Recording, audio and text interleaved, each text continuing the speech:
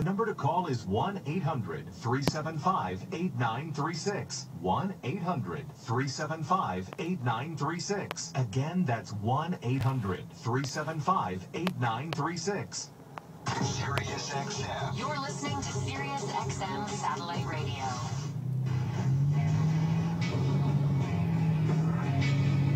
Just because the stock has already had an enormous run doesn't mean you've missed the whole move. When we're talking about a company with an honest-to-goodness turnaround story, then that stock can rally longer and harder than you would ever imagine. Take Kramer Fave Pier 1 Imports, PIR, the retailer of home decorations and furnishings. This is one of the most miraculous comeback stories I've ever seen in all my years in the business. At its lowest ebb back in March of 2009 during the Great Recession, Pier 1 was trading at just 11 cents. Now it's trading at more than $19. You know what? That's a 17,500% gain. You got that in your paycheck during that year? Stock has more than doubled since I first got behind it in April 2010. Even though a lot of people thought I'd already missed the move, 116% gain. It's up 48% since the last time we spoke with Alex Smith, Pier 1 CEO and mastermind behind the turn. These are terrific gains. And if you rode the stock all the way up, I understand that you might want to do some register ringing, but here's the thing. The turn isn't over. Pier 1 is still remodeling its stores. It's rolling out a fabulous e-commerce strategy, and despite the mammoth run, the stock just isn't that expensive, selling for 16 times earnings with an 18% growth rate. So let's check in with Alex Smith, the bankable CEO of Pier 1 Imports, find out more about how the turn is going and where his company's headed next. Mr. Smith, welcome back to Mad Money. Jim, it's great to be here again. Thanks for inviting me. All right, Alex, I love going to your stores, and I thought it was terrific. You talked about the treasure hunt aspect, something we always thought with Costco. So I go to the store, and I see already the Halloween merchandise. Is there a period where there is no holiday and nothing new to find at Pier 1, or are you just constantly rotating through the seasons? Constantly, Jim, yes. I mean, we've got Halloween and harvesting at the moment, as you can see, and you see the beautiful Halloween here behind me. And then in 2 weeks' time, we'll be delivering our holiday merchandise to the stores, so that'll be running, obviously, all the way through till Christmas. And then there's a little gap, and then we're straight into Easter, so we're always delivering new, great seasonal products. Well, how are you able to keep hitting it?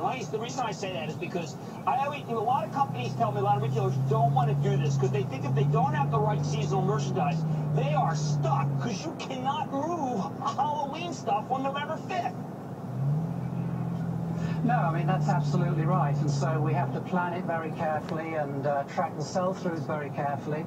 But more than that, we plan our buys based on previous successes. And we have really good merchants who know what they're doing. So all in all, we think there's more upside than there is risk for us. All right, got the new website. I'm all over it. I thought it was real interesting. You got a lot of great ways to find out some new ideas. What does a website do for a company that is just basically a brick and mortar outfit until this happened? Well, I think really what it's done is it's given us a second new growth vehicle. I mean, we still have a lot of great upside in our wonderful 1,100 Pier 1 Import stores, but now we've got something new. We've got the web business, and we're going to develop that as diligently and carefully as we've done our store business. So we think it's great. We've got two great businesses we can now work on. Now, you also did an affinity card. I want to question this. Here's why.